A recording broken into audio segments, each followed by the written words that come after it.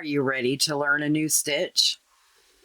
This is the Herringbone Rib Stitch created on the Loom. The rib stitch consists of knits, purls, and makes this beautiful texture here in the middle of purl twos together. This is a reversible pattern, so it does look a little bit different on the back, but does still create a nice stitch pattern.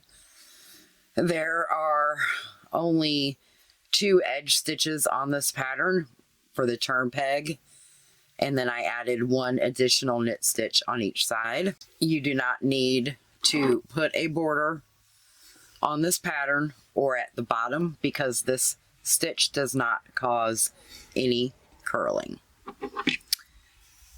When you're working on a new stitch pattern, I suggest using a yarn that you wouldn't normally use so that you can practice, or do like I do. I pick up some cotton, and when working a new stitch pattern, I create the size that I would need for a dishcloth. So, if you're ready to learn the Herringbone Lace Rib Stitch, let's get started. Hi guys, I'm Erica from the Lopsidedcrafter.com. Today we are going to learn the Herringbone Lace Stitch pattern. This is not a pattern for any particular design, so I will not be showing you how to cast on and cast off. That would be determined by whichever project you are using. If you want to learn more about casting on and casting off, I do have several videos on my channel on how to do different types of cast-ons and cast-offs. So let's get started. This is a 2-row repeat and a 6-stitch repeat. Although I have added an additional stitch to one side to make it a 7-stitch repeat so that it equals out evenly when you are creating the actual stitch pattern.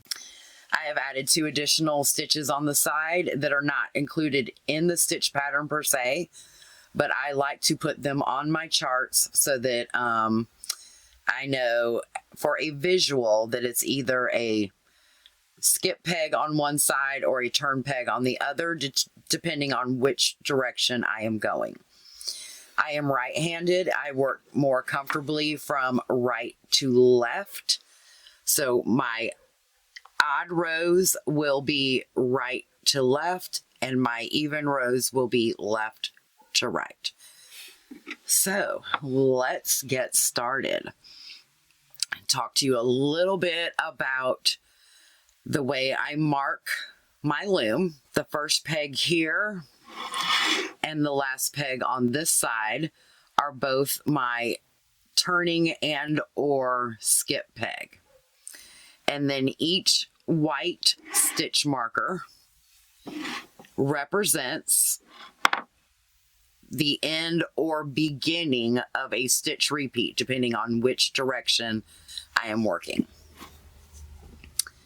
And then this green marker right here, working from right to left, this stitch right here represents a stitch that is not in the actual stitch repeat, and that is just simply a knit stitch throughout the pattern. So for row 1, I am going to skip my first stitch. I am going to knit my next stitch. For this particular pattern, I am using the U-knit stitch. Purl 1.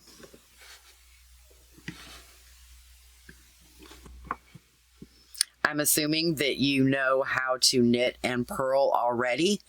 If you don't, I will post a link in the description or put a card up that will show you step by step how to purl. Our next stitch is a knit stitch. Then looking at the row directions that are above, you can see that the next stitch is a yarn over and the stitch following that is a purl two together. Because this is a 2-row repeat, it is really easy to move these stitches so the tension is not real tight, specifically with the yarn that I am using. So I'm going to pick that stitch up off of that peg and I'm going to move it to the peg next to it. So now I have created an empty peg for my yarn over and I have the purl two together. For this particular pattern, our yarn over is going to be where we bring our yarn in front. Some patterns do call for a yarn over, which is a E-wrap, but the E-wrap creates too big of a hole and we want a nice small hole in the stitch. So therefore we are just going to bring our yarn in front, and it also sets us up to purl two together for our next stitch. So you're simply going to go into the stitch and purl like you normally would, but purling both of those together. Then we have a knit stitch, a purl stitch, and then finally one more knit stitch. And that is the 7-stitch repeat for this particular stitch pattern. I will go over that again with you. Now, because we are on the second set of repeats, we now are going to work the actual stitch repeat, because we no longer need to do the skip peg or our knit stitch here at the beginning. Okay, so the true stitch repeat, if you were to repeat this more than one time, is as follows: purl 1, knit 1, yarn over, purl 2 together, remove the stitch from the peg where the yarn over will be and move it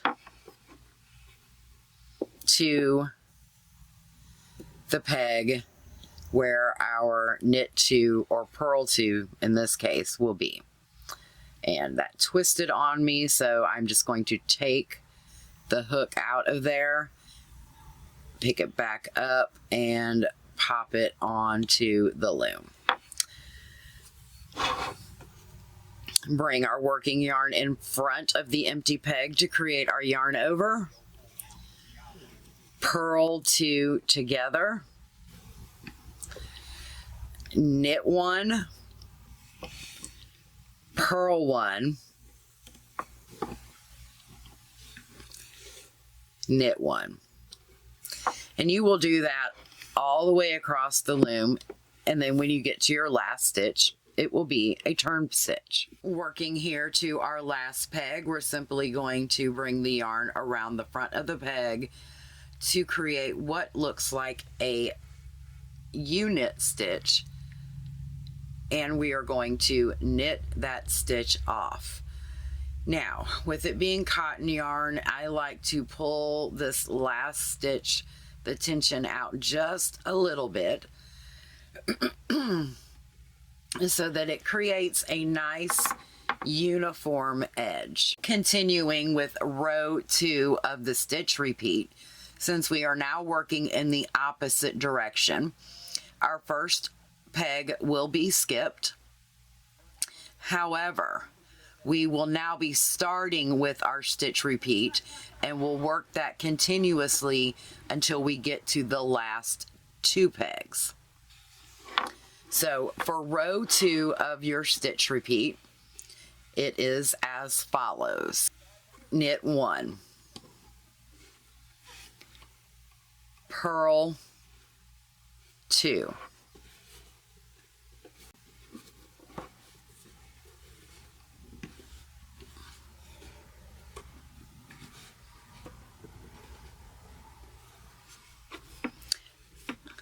Our next stitch in this repeat is a yarn over, so we're going to do the same thing we did previously.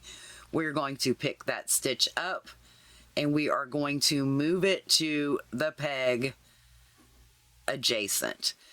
One thing to keep in mind whenever you're doing a knit two together or a purl two together, they are always going in the direction you are knitting.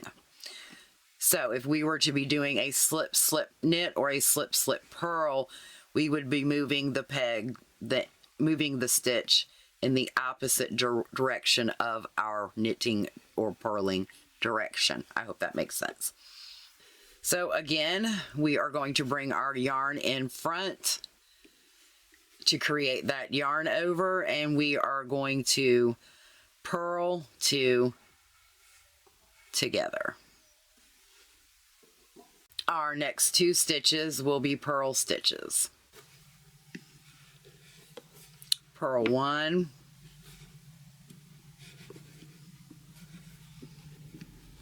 and two. That is the end of our repeat going in this direction. So going in this opposite direction than you started from, your stitch marker will actually represent the first stitch of your repeat, and the peg before the next marker will be the last stitch in that repeat, going in the opposite direction. So we are going to work that again. We are going to knit one,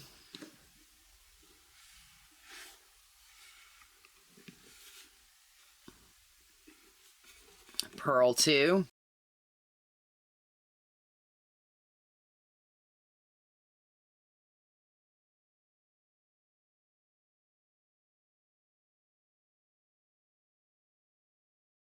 create our yarn over space, pick up that stitch, move it to the peg adjacent to it. Sometimes you have to help it. Bring the yarn in front that creates your yarn over, and then purl those two stitches together.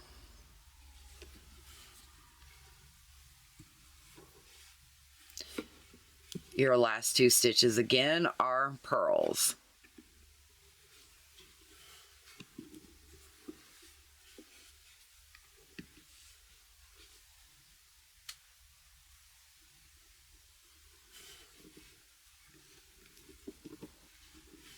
That is your stitch repeat for row 2. We are here at our final 2 stitches, which again are not part of your repeat because we are going in this direction from left to right.